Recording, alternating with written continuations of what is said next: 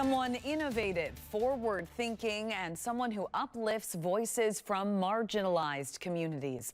Those are qualities Madison Police Chief Barnes says he hopes his replacement has as he moves on from MPD. Chief Barnes' last day in Madison is February 1st, marking 4 years on the job.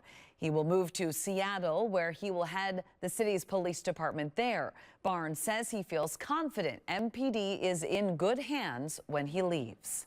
My legacy is that we reduced crime, we improved police community relations, and we took care of our police officers. I think I want that to be my legacy. Coming up at 5, more from the chief's farewell interview. We find out what his departure in the middle of the Abundant Life School shooting review means for that ongoing investigation.